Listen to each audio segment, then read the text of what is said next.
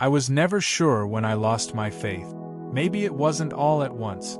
It felt more like sand slipping through my fingers, slowly, until there was nothing left. When I was younger, I believed in God. Mom used to take me to church every Sunday. The pastor spoke about love, miracles, and the power of prayer. I remember the warm sunlight through the stained glass windows and the way the songs made me feel safe. But as I got older, things started to change. Dad left when I was 10. One day he was there, telling me he'd take me fishing, and the next he was gone without a goodbye. I prayed every night for him to come back. I prayed until my knees hurt, but he never did. Then after a few years, Mom got sick, really sick. Cancer, the doctors said. Again I prayed. I begged God to make her better, but she only got worse. By the time I turned 14, I stopped praying. What was the point? It felt like shouting into an empty room. If God was real, He didn't seem to care about me. Now, at 16, I was just angry kid, angry at the world, at Dad, at the sickness that took Mom. And most of all, I was angry at God. It was a Friday evening in October, and the sky was a dull gray. I was riding my bike home from school, taking the long way to avoid the quiet house that waited for me. My Aunt Clara had moved in to take care of me after Mom died, but she worked long hours, and we didn't talk much. As I pedaled down the empty road, I heard the sound of tires screeching. A car came speeding around the corner, swerving out of control. It happened so fast. One moment I was on my bike, and the next, the car hit me, throwing me to the ground. The pain was sharp and immediate. My head hit the pavement, and everything went black. When I opened my eyes, I was lying on the side of the road. My bike was crumpled, and the car was nowhere to be seen. But what struck me the most was the silence. It wasn't just quiet, it was a deep, eerie silence, like the world had stopped breathing. That's when I saw him first. I thought I was hallucinating. A man stood a few feet away, watching me. He wasn't dressed like anyone I'd ever seen. His clothes were simple, almost old-fashioned, and his face was calm, like he wasn't surprised to find me lying there. "You're hurt," he said, his voice gentle. "No kidding," I muttered, trying to sit up. Pain shot through my leg, and I winced. "Who are you?" He didn't answer. Instead, he knelt beside me and placed a hand on my shoulder. The warmth of his touch was strange, like a summer sun breaking through a cold winter day. "You'll be okay," he said. "But you need to believe." "Believe in what?" I asked, frustrated. "In him," the man said simply. I rolled my eyes. "Yeah, right. Look, I don't have time for this. I need help, not a sermon." The man smiled, but it wasn't a mocking smile. It was kind, almost sad. "Help is already on the way," he said. Before I could say anything else, I heard the distant wail of sirens. When I turned back to thank him, he was gone. The paramedics came and said it was a miracle I wasn't more seriously injured. My leg was broken, and I had a concussion, but considering the car's speed, they said I should have been dead. As I lay in the hospital bed that night, I couldn't stop thinking about the man. Who was he? How did he know I'd be okay? And what did he mean by believe? Over the next few weeks, strange things started happening. Small things, at first.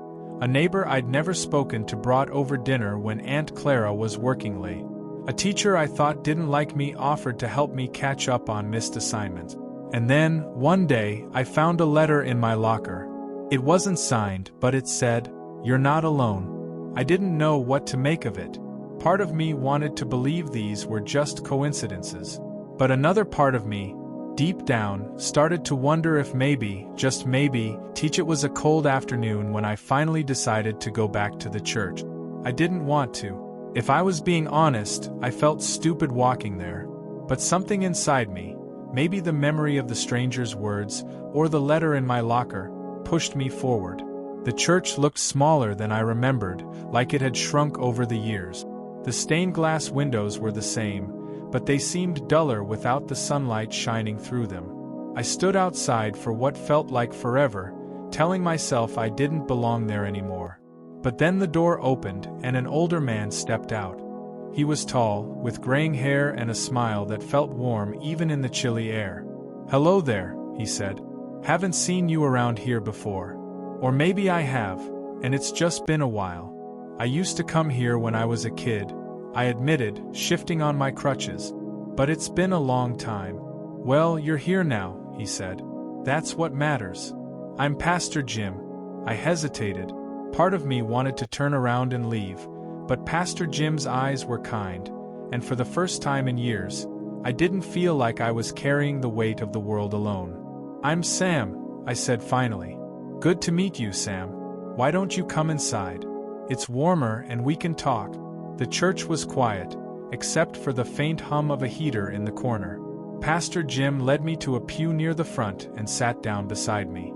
"So, what brings you here today?" he asked. I shrugged.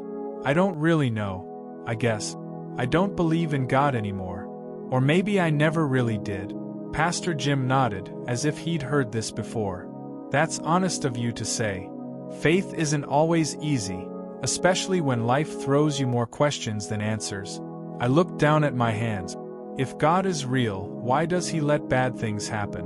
My dad left, my mom got sick and died, and now I'm stuck with a broken leg because some idiot hit me with a car. Where's the good in any of that? Pastor Jim didn't answer right away. Instead, he looked up at the cross hanging above the altar. "That's a question a lot of people struggle with, Sam. And I won't pretend I have all the answers. But I do know this. God doesn't cause our pain. Life can be hard, and people can be cruel, but God is there to walk with us through it, even when we can't feel him." I scoffed. "If he's there, he's not doing a very good job." Pastor Jim smiled softly. "Sometimes we expect God to work in big, dramatic ways, like parting the sea or fixing all our problems overnight. But more often, he works through people, through small acts of kindness and love. Maybe that's how he's been trying to reach you." I thought about the stranger at the accident, the letter in my locker, the neighbor who brought dinner. Was that God? Or was it just coincidence? "I don't know," I said finally. "And that's okay," Pastor Jim said. "Faith isn't about having all the answers. It's about taking one small step at a time, even when you're unsure." That night, I had a dream. I was standing in a field, surrounded by tall grass swaying in the wind. The sky above me was a deep orange, like the sun was setting. In the distance, I saw someone walking toward me. When they got closer, I realized it was my mom. She looked just like she did before she got sick, healthy, with a smile that could light up a room. "Mom," I whispered, my throat tight. She nodded. "Hi, Sam." I ran to her, forgetting about my broken leg. When I reached her, she pulled me into a hug. It felt so real, like she was actually there. "I miss you so much," I said, tears streaming down my face. "I know," she said gently. "But I'm always with you, Sam. And so is he." I pulled back, confused. "He? You mean God?" "Mom, I don't think I can believe in him anymore. He didn't save you. He didn't answer my prayers." Mom cupped my face in her hands, just like she used to when I was a kid. "Sam, faith isn't about getting everything you want. It's about knowing that even in the hardest moments, you're not alone. You just have to look for the light, even in the dark." Before I could say anything else, the dream faded, and I woke up. The dream stayed with me for days. I couldn't shake the feeling that it meant something, even if I didn't fully understand it. At school, I started noticing things I hadn't before, like the kid in my math class who always sat alone, or the janitor who smiled at everyone, even though most people ignored him. One day, I saw a girl from my English class drop her books in the hallway. Normally, I would have walked past without a second thought, but something inside me told me to stop. "Need some help?" I asked, awkwardly balancing on my crutches. She looked surprised but nodded. "Thanks." As I handed her the last book, she smiled. "I'm Emma, by the way." "Sam," I said. That small moment didn't feel like much at the time, but it was the beginning of something. Over the next few weeks, I started paying attention to the people around me, looking for ways to help. And slowly, I began to feel a lighter. It happened again on a quiet Sunday afternoon. I was sitting on a bench in the park, watching the leaves fall, when I saw him, the stranger from the accident. He was helping an elderly woman carry her groceries to a bench. I stared, unsure if it was really him. Before I could stop myself, I called out, "Hey!" The man turned, his eyes meeting mine. For a moment, he just smiled. Then he nodded, as if to say, "You're doing fine," and walked away. This time, I didn't feel the need to chase him. By the time Christmas came around, something had shifted in me. I wasn't angry anymore. Not at God, not at Dad, not at the world. I still didn't have all the answers, but I realized I didn't need them. Faith wasn't about understanding everything. It was about believing that even when life was hard, there was still good in the world, still light in the darkness. And maybe, just maybe, that light was God.